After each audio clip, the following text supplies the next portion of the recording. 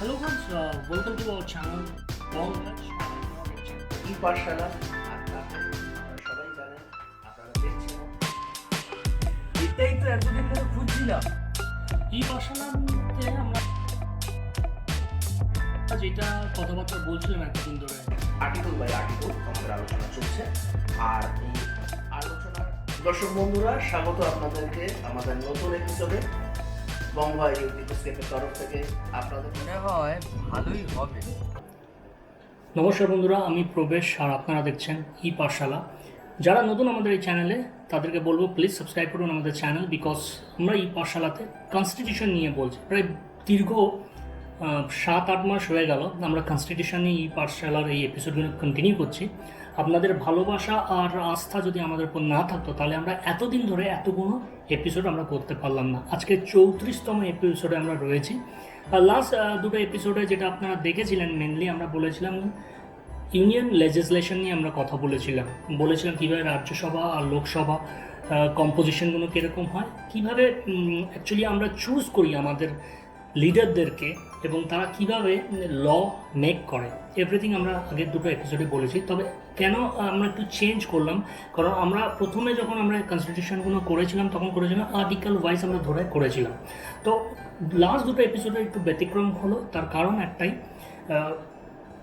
আজকে যেটা নিয়ে আমরা কথা বলবো মেনলি ইউনিয়ন এক্সিকিউটিভের একটা ইন্ট্রোডাকশান দেব।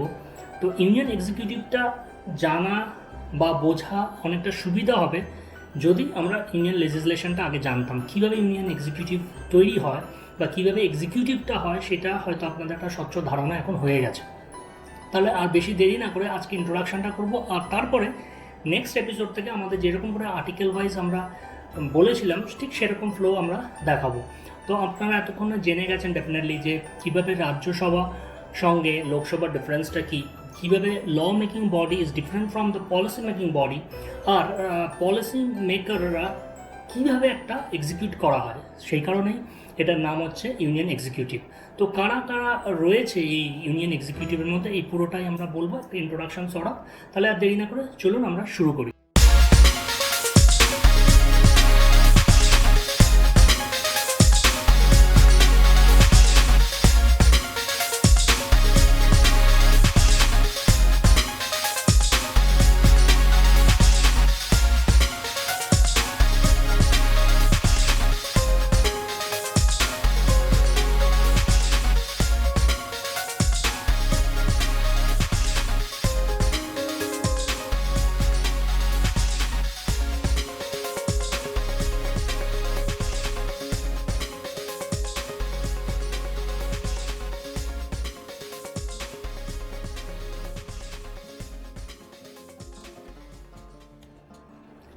সো বন্ধুরা, আমরা এই পাঠশালাতে কী করছি না, introduction to the union executive part 5। এটা পার্ট 5-এ রয়েছে কনস্টিটিউশনের, আর আর্টিকেল যেগুলো রয়েছে সেটা হচ্ছে 52 থেকে 78। আর্টিকেলগুলো আমরা নেক্সট উইক বা নেক্সট এপিসোডে করব। আপাতত এখন এই ইউনিয়ন এক্সিকিউটিভের একটু বেসিক স্ট্রাকচারটা আমরা দেখব। তাহলে এই পাঠশালাটা কন্ডাক্ট কে করছে, এপিসোড আজকে 34, explanation of the union executive by Pravesh, the constitution of India. তাহলে বন্ধুরা, এবার আমরা ইউনিয়ন এক্সিকিউটিভের বেসিক ফর্মেশনে আসলাম। তো দেখে নিই এই বেসিক ফর্মেশনটা কী, তাহলে হয়তো আপনাদের ধারণাটা আরও বেটার এবং আরও ক্লিয়ার হয়ে যাবে। তো the executive is the branch of government accountable for the implementation of law and policies legislated by the legislature. অর্থাৎ এক্সিকিউটিভটা কাকে বলছি, এক্সিকিউটিভ আমরা তাদেরকেই বলছি যারা, যেই লটা ফর্ম হয়, ল কী করে ফর্ম হয় আমরা আগের এপিসোডগুলোতে দেখেছি। লোকসভা ভেতরে ল ফর্মেশন হয় এবং লটা ফর্ম করার পর সেই ল ফর্ম করলে তো হবে না, সেখান থেকে কিছু পলিসি ফর্ম হয় এবং সেই পলিসি এবং লগুলো ইমপ্লিমেন্ট কে করবে, সেটা করবে এক্সিকিউটিভ। যেটা বলা হলো, the executive is a branch of government accountable for the implementation of the laws and policies legislated by the legislature. Legislature কারা, যারা লোকসভা আর রাজ্যসভার মধ্যে রয়েছে, they are call the legislature.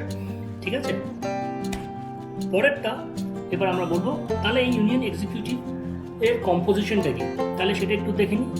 Union executive consist of president, vice president, prime minister, councils of minister অর্থাৎ মন্ত্রিসভা আর attorney general of India. আর এটা one of the most important part, attorney general of India এই নিয়ে একজন executive. এই এক্সিকিউটিভরা policy implement করতে সাহায্য করে। প্রত্যেকটা আমরা আলাদা আলাদা করে পড়বো আর জানবো, আর প্রেসিডেন্টটা আমরা নেক্সট এপিসোডে আমরা দেখব। এবার দেখে নিই পার্লামেন্টারি গভর্নমেন্ট বা প্রেসিডেন্সিয়াল গভর্নমেন্টের মধ্যে মূল তফাৎটা কি, এটা আগেও আমরা বলেছিলাম, তবে আরেকবার রিক্যাপ করে দিই। তাহলে এই এক্সিকিউটিভের সঙ্গে পার্লামেন্টারি গভর্নমেন্টের কি মানে রিলেশনশিপ, সেটা আর একটু ক্লিয়ার হবে। তাহলে চলুন আমরা দেখি। Parliamentary form of government. It is a system of government in which there is a close relationship between the executive and legislative. এটা অ্যাকচুয়ালি বেসিক ডিফারেন্স, কারণ গভর্নমেন্ট যেটা প্রেসিডেন্সিয়াল গভর্নমেন্ট সেখানে কি হয় কি লেজিসলেটিভ আর এক্সিকিউটিভরা টোটালি সেপারেট হয়, কিন্তু এখানে সেরকম করে হচ্ছে না। তার কারণ আমরা দেখেছিলাম যে রাজ্যসভার মধ্যে এক্সিকিউটিভকে এরকম করে চুজ করা হয় সেখান থেকেই, মানে অর্থাৎ রাজ্যসভার মেম্বাররাদের থেকেই এক্সিকিউটিভটা চুজ করে নেওয়া হচ্ছে, ঠিক আছে না? তো সেটাই ঠিক সেরকমভাবেই এখানে দুটো আলাদা, বা লেজিসলেচার লোকসভাতেও যদি বলি সেখান থেকে আমরা আলাদা করে সেগ্রিগেট করতে পারি, কিন্তু একই পুল থেকে আমরা নিচ্ছি, আলাদাভাবে হচ্ছে না। So that is it is a system of the government in which there is a close relationship between the executive and legislative. পরেরটা কী হচ্ছে, পরেরটা হচ্ছে the head of the state usually the separate person than the head of the government. যে একটু আগেই যেটা বললাম এক্সিকিউটিভ আর লেজিসলেটিভটা দুটো আলাদা। তো হেড অফ দ্য স্টেটকে হেড অফ দ্য স্টেট হচ্ছে প্রেসিডেন্ট, আর হেড অফ দ্য গভর্নমেন্টকে হেড অফ দ্য গভর্নমেন্ট হচ্ছে prime minister.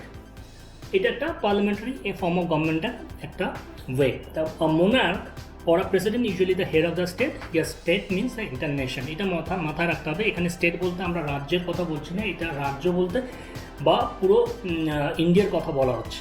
So this is call the here the state means the entire nation. But এখানে functions or the role of the head of the state is ceremonial, ঠিক আছে? The head of the স্টেটকে president, অর্থাৎ প্রেসিডেন্টের যে রোলটা সেটা কিন্তু সেরিমোনিয়াল বা অর্নামেন্টাল বলা যেতে পারে বা ফর্মাল বলা যেতে পারে। অ্যাকচুয়াল এক্সিকিউটিভ পাওয়ারটা থাকে হচ্ছে কার কাছে, সেটা হচ্ছে council of minister or the cabinet exercise a real power and actually authority to run the government.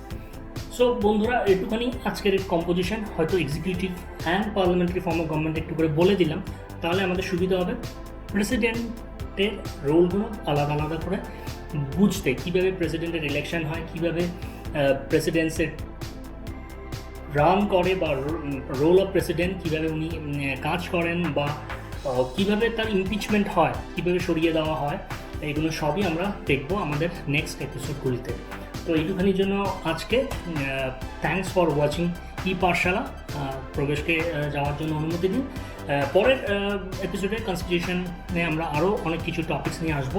আমার খুব ভালো লাগছে যে আপনারা এই কনস্টিটিউশনটাকে এতটা ভালোবাসছেন বা এত আগ্রহী ইন্ডিয়ান কনস্টিটিউশনটা জানার। কারণ আমি আগেই বলেছি, আমাদের যদি ধর্মীয় কোনো গ্রন্থ থাকে, অর্থাৎ সেকুলার ইন্ডিয়া বা যেটাকে আমরা বলি ডেমোক্রেটিক ইন্ডিয়ার যদি কোনো ধর্মীয় গ্রন্থ থাকে, সেটা হচ্ছে কিছুই না, সেটা হচ্ছে ইন্ডিয়ান কনস্টিটিউশন।